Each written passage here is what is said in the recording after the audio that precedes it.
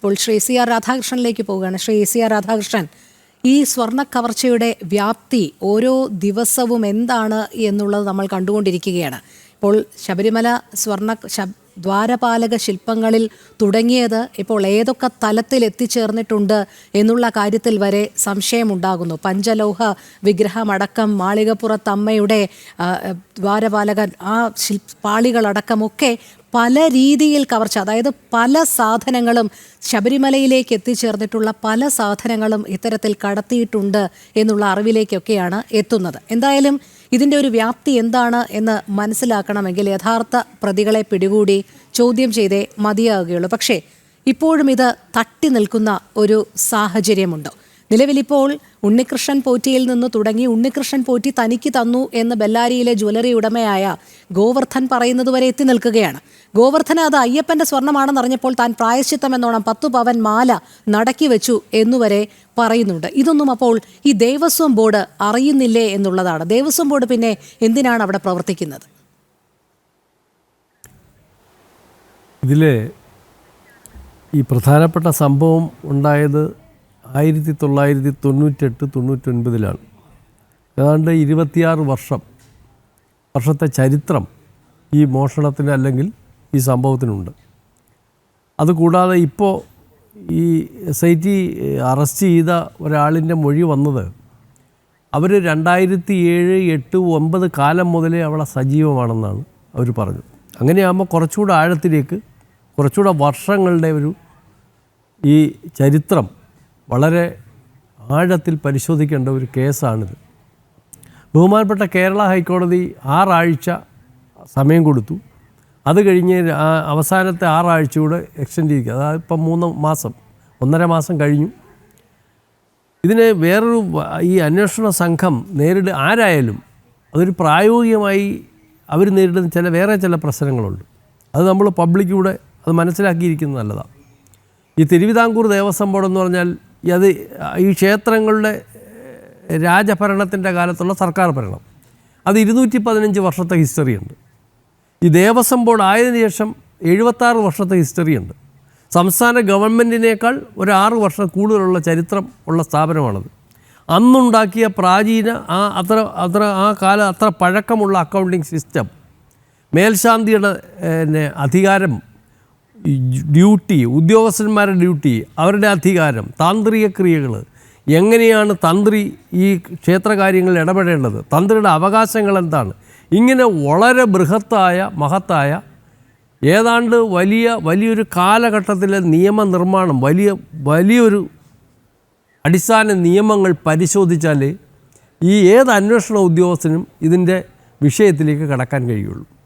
നമ്മുടെ ഈ കേരളത്തിലുള്ള 10, 40, 50 സർക്കാർ സ്ഥാപനങ്ങളെ പോലെയല്ല. ഇപ്പോൾ സെക്രട്ടേറിയറ്റിൽ നമുക്കറിയാം KSRും KSSRും ഒക്കെ പഠിച്ചാൽ പല ഡിപ്പാർട്ട്മെൻറ്റും സുഖമായിട്ട് കഴിഞ്ഞു പോകാം. പക്ഷേ തിരുവിതാംകൂർ ദേവസ്വം ബോർഡ് അതല്ല. അതിൻ്റെ ചട്ടങ്ങളൊക്കെ അതിപ്രാചീനമാണ്. അപ്പോൾ അവിടുത്തെ അക്കൗണ്ട് സിസ്റ്റം, ഈ അമ്പലങ്ങൾ, നമ്മൾ കാണുന്ന അമ്പലങ്ങൾ, ഈ അമ്പലങ്ങളിൽ ഓരോ ഭക്തൻ കൊണ്ടുവരുന്ന കാണിക്ക, അത് സാധനമായാലും അതിൻ്റെ പണമായാലും അതിൻ്റെ അക്കൗണ്ട് 21 രേഖ അവിടെ തന്നെ ഉണ്ട്. തൊട്ടടുത്ത ഓഫീസിൽ 10-30 രേഖകളുണ്ട്. ഇതെല്ലാം പഠിക്കാതെ, അടിസ്ഥാനപരമായി പഠിക്കാതെ ഒരാൾക്കും, ഇപ്പം എനിക്ക് മുമ്പ് സംസാരിച്ച ബഹുമാനപ്പെട്ട ഗോപാലകൃഷ്ണൻ സാറ് അവിടെ വന്ന് പുള്ളി അന്ന് എന്തുമാതിരി സ്ട്രഗിൾ ചെയ്യുന്നതെന്ന് എനിക്കറിയാം. ദേവസ്വം മാനുവലും നിയമങ്ങളും ഈ 4-ാം നമ്പരും അതുപോലെ പലപ്പോഴും നമ്മുടെ അടുത്തൊക്കെ അദ്ദേഹം ഇതിൻ്റെ സംശയങ്ങൾ ആരാഞ്ഞിട്ടുണ്ട്.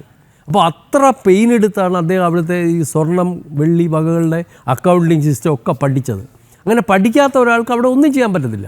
അപ്പോൾ ഇതാണ് അവിടെ ഇവർ അഭിമുഖീകരിക്കുന്ന ഏറ്റവും വലിയ വിഷയം എന്നാണ് ഞാൻ മനസ്സിലാക്കുന്നത്. നമ്മൾ അത്യാവശ്യം ഇപ്പം കാഷ്യൂ ഡെവലപ്മെൻറ്റ് കോർപ്പറേഷൻ, അത് കോടികളുടെ ബിസിനസ് ചെയ്യുന്നൊരു സ്ഥാപനമാണ്.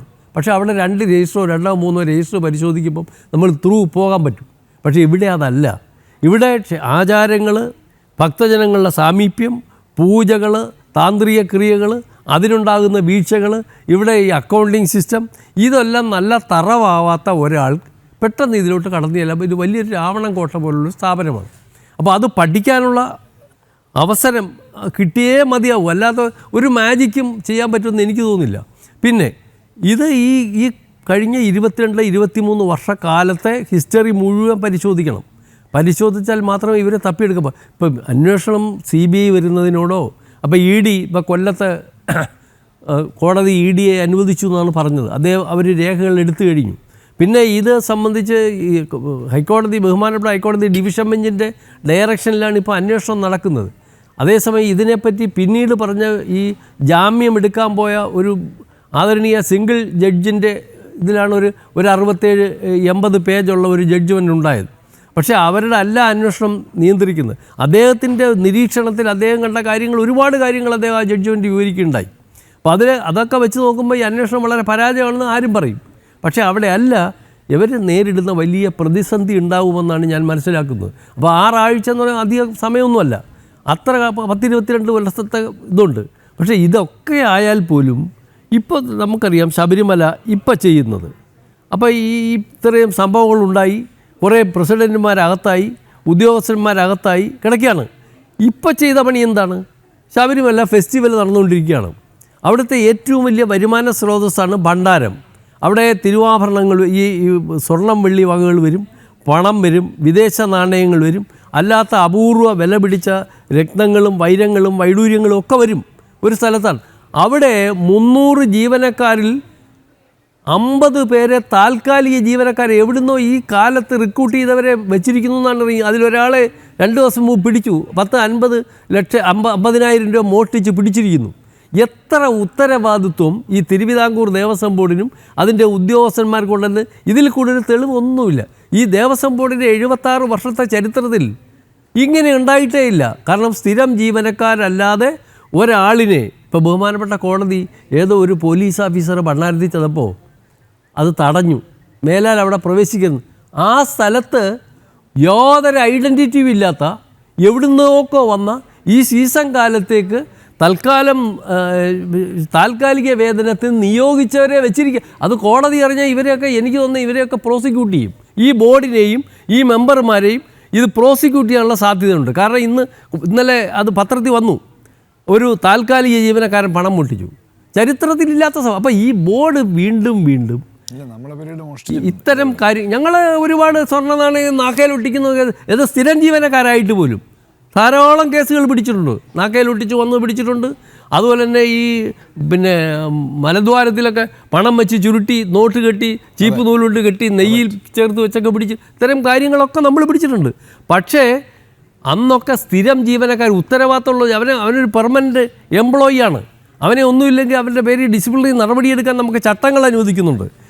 ഇവിടെ ഒരു ചട്ടങ്ങളുമില്ല, ഒരു ഡിപ്പാർട്ട്മെൻറ്റ് ചട്ടങ്ങളും അനുസരിക്കാത്ത, ഒരു ബാധ്യതയുമില്ലാത്ത എവിടുന്നോ വന്ന. അപ്പോൾ അക്കണക്കിനാണെങ്കിൽ ഒരു IG കയറിയതിന് ബഹുമാനപ്പെട്ട കോടതി അദ്ദേഹത്തെ താക്കീത് ചെയ്തെങ്കിൽ ഇത് കോടതി ചെന്ന് പറഞ്ഞാൽ എന്തായിരിക്കും സംഭവിക്കുന്നത്? അതാണ്ട് അവിടെ ശബരിമല ഭണ്ണാരത്തിൽ ഈ പണവും സ്വർണവും വിദേശ നാണയങ്ങളും കോടികളുടെ വരുമാനം ഉള്ള സ്ഥലത്ത് എണ്ണാനിരിക്കുന്ന എവിടുന്നോ റോഡിൽ നിന്ന് വിളിച്ചുകൊണ്ട് വന്നവരാണെന്ന് പറയേണ്ടി വരത്തില്ല. ഇതിനെന്താണ് ഇവർക്ക് മറുപടി പറയാനുള്ളത്? അപ്പോൾ ഒരിക്കലും ആര് തല്ലിയാലും ആര് കൊന്നാലും ഇവരാരും പഠിക്കില്ല.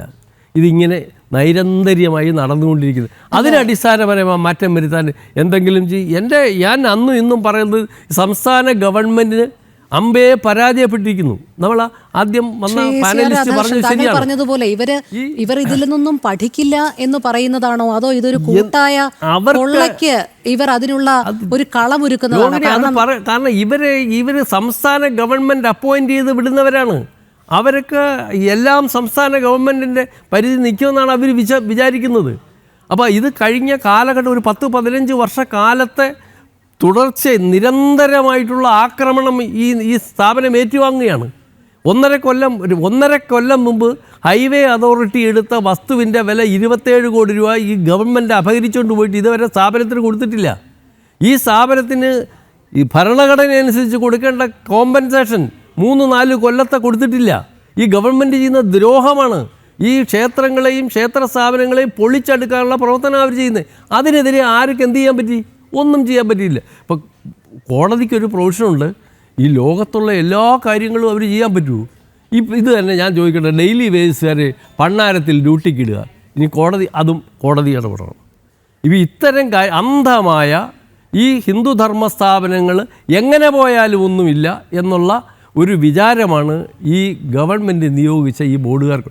സംസ്ഥാന ഗവൺമെൻറ് അല്ലെങ്കിൽ ഈ HRA ആക്ട് എന്ന് പറയുന്ന ആക്ട് കളഞ്ഞിട്ട് സെൻട്രൽ ഗവൺമെൻറ്റിൻ്റെ നേതൃത്വത്തിൽ വളരെ ശക്തമായ ഒരു ഭരണ സംവിധാനം കേരളത്തിലെ ഈ ഹൈന്ദവ ദേവാലയങ്ങൾക്ക് വന്നില്ലെങ്കിൽ ഈ ദേവാലയങ്ങൾ ഈ നൂറ്റാണ്ടുകളുടെ ചരിത്ര പ്രാധാന്യമുള്ള പൗരാണിക പ്രാധാന്യമുള്ള ഹിന്ദുക്കളുടെ ആരാധനാലയമായി ഈ പ്രസ്ഥാനം പൂട്ടിക്കും.